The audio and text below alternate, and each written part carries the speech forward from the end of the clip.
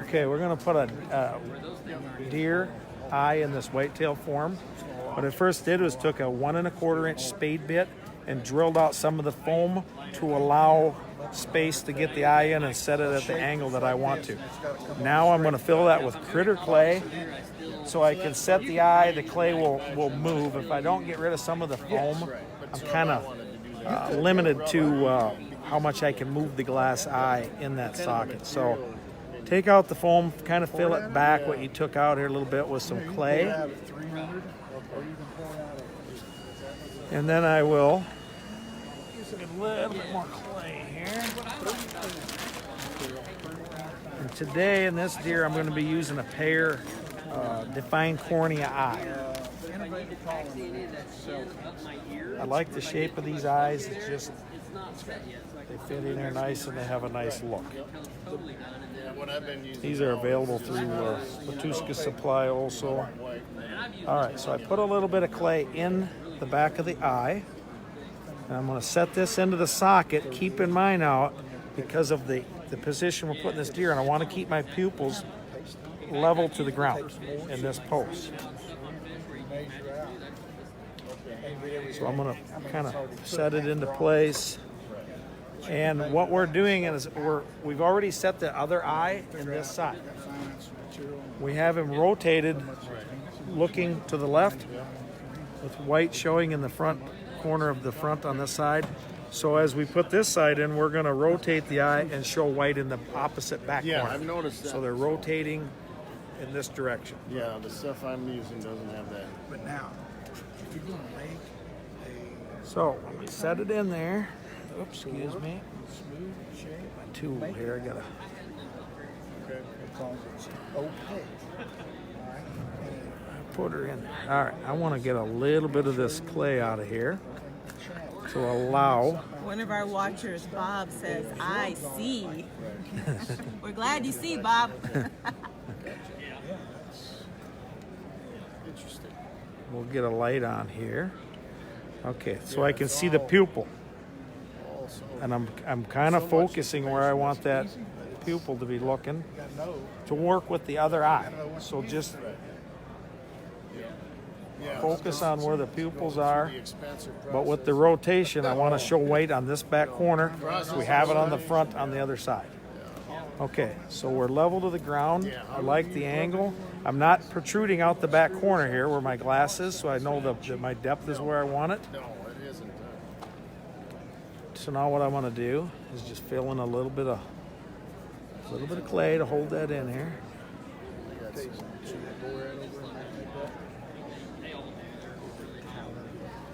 Oh, Corey? Yeah, I worked with Corey a long time down there at Tom's. When he was really young. He started back when he was still doing fish. And that was when he was really working hard on the. At this point, I'm not trying to make any eyelids or anything. I'm just setting the eye in the socket. Okay, so we'll take a Q-tip.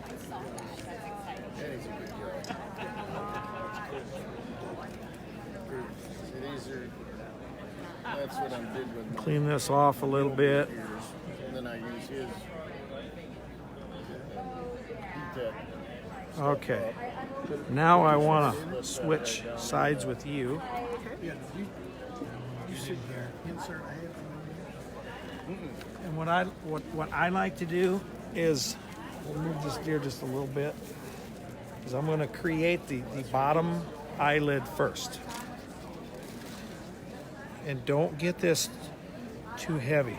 Roll it out. Roll it out in your hands. And you got a ear on the table. I like to start right here. And then I roll that down to get a nice subtle flow to the back corner. And then I just take the clay off. Okay, then I'm just using my finger. I'm blending that clay to my foam here. I'm not putting any clay over the foam because that's already sculpted into the mannequin for you. Otherwise, you're going to get too heavy of a look. But it's pretty simple to just make that first shape of the lower eye. Take off the cartilage off your skin. Oops.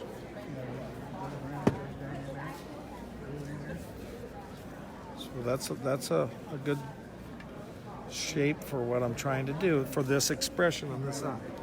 Now, step 2, That's slick. I'm going to roll off the upper eyelid.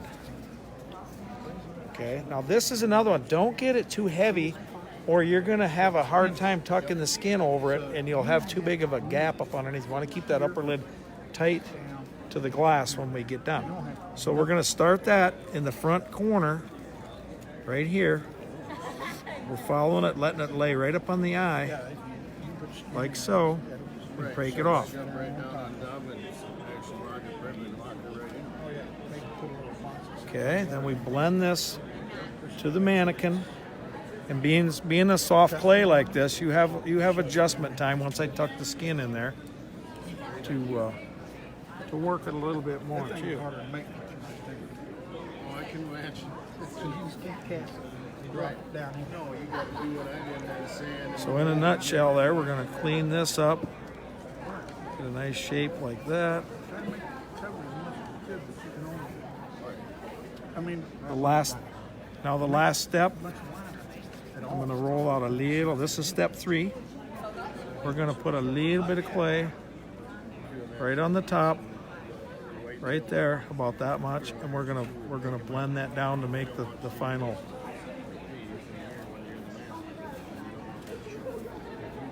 step of the eye. oh, yeah. You know what I mean?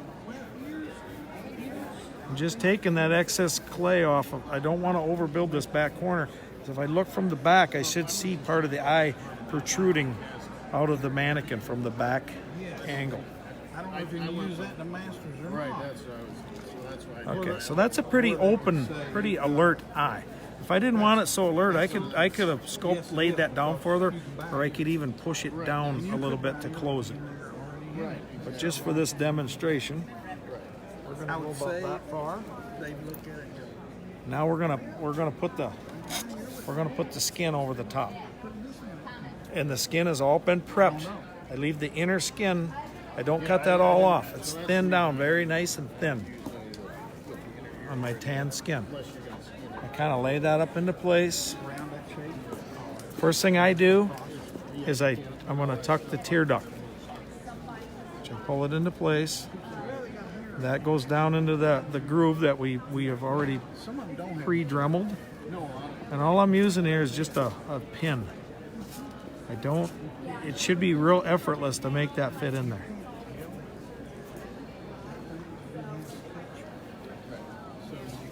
Let's just get it started. It ain't like shiny plastic. Okay, so we get our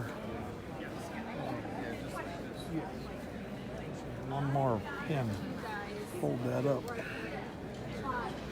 So let's take our skin here then and line it up to the edge of the eye.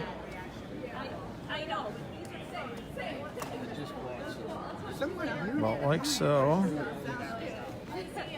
I'm going to get rid of that pin.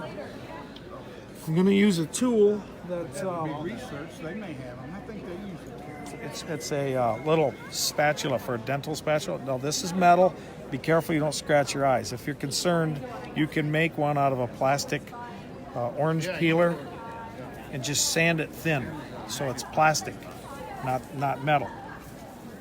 I don't really have an issue with scratching my eyes, but I'm just saying, be careful with the metal on the glass eye, or you can make it out of a flexible plastic. So now we're going to take this skin, and we're going to tuck that between the clay and the glass eye.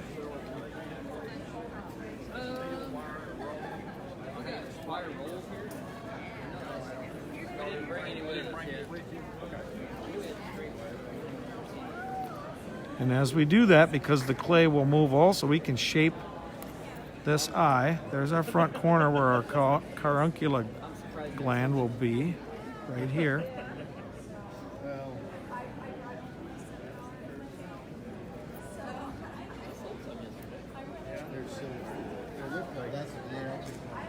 Okay, let me slide right over here so I can get my fingers in there. Now I can start to close this up with my finger as I tuck it.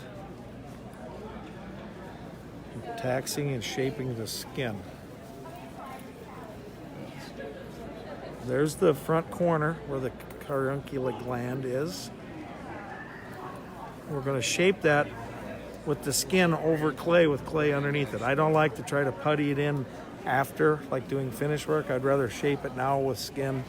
It just looks a lot more natural if it's real skin versus epoxy or something like that. So you have to be careful when you skin and prep your capes that you don't cut that all out of there. Okay. So let me grab a Q-tip here. Somewhat. But And I'm going to clean that glass off a little bit. and they flip up. So your magnifiers just flip. Get that cleaned up a little bit here. And they flip up so you don't have to look through. Grab the brush. That help? That help? Yeah, but it might scare me. Yeah, it does. Yeah, lighting in an arena is never very brilliant. But kind of keep the shape of our bottom lid, the front lid. Now we need to put the crease up over the top of the eye.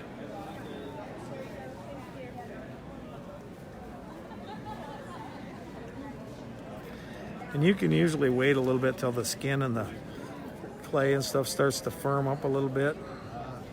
But for this demonstration, we're going to try to get in there to get you the idea of it. And the lenses change out. So if you want like on the Amazon. And then keep in mind with our lashes, we want them to 45 down over the eye roughly like this, just so they protect the eye. That's what they're for. I don't want them sticking. I don't want them sticking up at an awkward angle. They're there to protect the eye. And you can see it from the front, what the lashes are doing. And that's kind of a basic eye set to kind of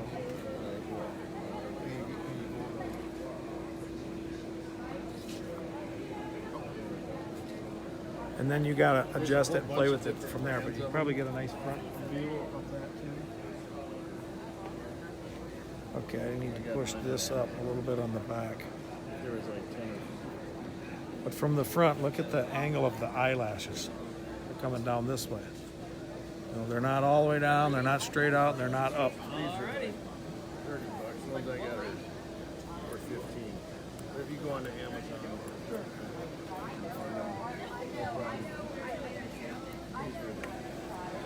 Like that, just a little bit. cool. Thank you. Yeah, no problem. Yeah.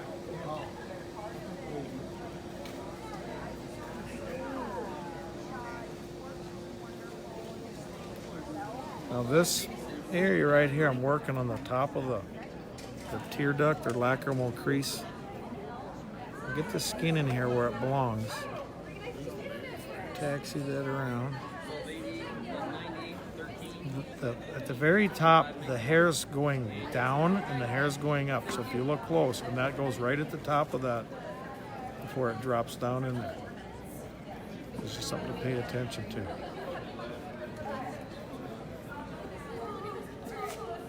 So that would be a basic eye set.